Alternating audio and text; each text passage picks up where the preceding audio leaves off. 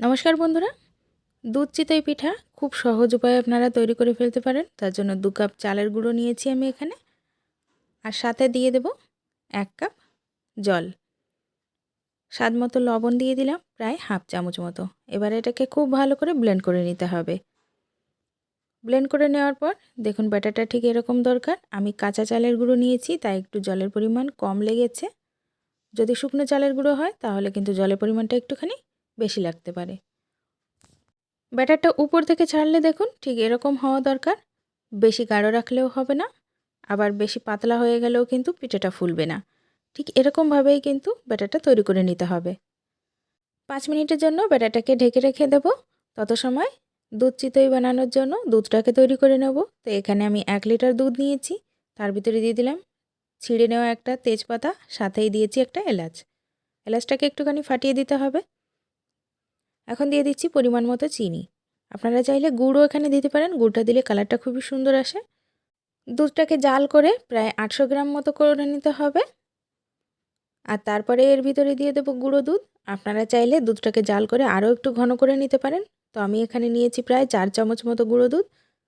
গরম দুধের সঙ্গে ভালো করে গুলে নিয়ে দুধের ভিতরে দিয়ে দিলাম। এবার খুব ভালো করে মিশিয়ে নিতে হবে।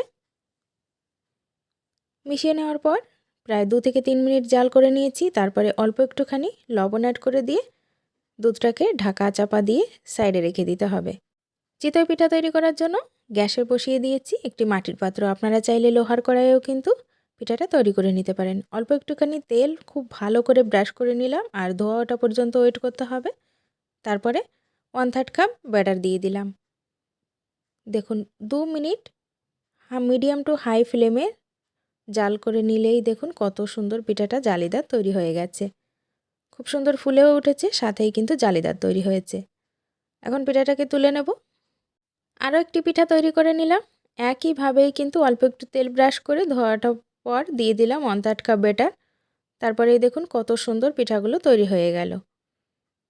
এবার গরম গরম পিঠাগুলো কিন্তু তুলে নিয়েই গরম দুধের ভিতর দিয়ে দিতে হবে। পেছনটাও দেখুন খুব সুন্দরভাবেই কিন্তু তৈরি হয়েছে। আমি বেশি মুচমুচে করে ভাজিনি, আপনারা চাইলে আরও কিছু সময় রাখলে মুচমুচে তৈরি হবে। পিঠাগুলোকে দুধের ভিতরে দিয়ে সঙ্গে সঙ্গে ঢাকনা বন্ধ করে দেব। একইভাবে আরও কিছু পরিমাণ পিঠা আমি তৈরি করে নিচ্ছি। দেখুন সবগুলো পিঠাই খুব সুন্দর ফুলে উঠছে, আর কিন্তু ছিদ্রযুক্ত তৈরি হচ্ছে। এরকম ছিদ্রযুক্ত যদি পিঠাটা তৈরি হয় তাহলেই দুধের ভিতরে খুব সুন্দরভাবে ভিজে যাবে, আর পিঠাটা একদম নরম তুলতুলে হবে। প্রায় 1 ঘন্টা মতো আমি দুধের ভিতরে ভিজিয়ে রেখেছিলাম। তারপরে আপনাদেরকে দেখিয়ে দিচ্ছি যে পিঠাটা ঠিক কতটা তুলতুলে তৈরি হয়েছে। রাতে তৈরি করে সারা রাত ভিজিয়ে রাখলে সকালবেলা এই পিঠাটা খেতে কিন্তু দারুণ লাগে। চিনির বদলে যদি আমি এখানে গুড় অ্যাড করতাম তাহলে পিঠের কালারটা কিন্তু খুব সুন্দর আসতো।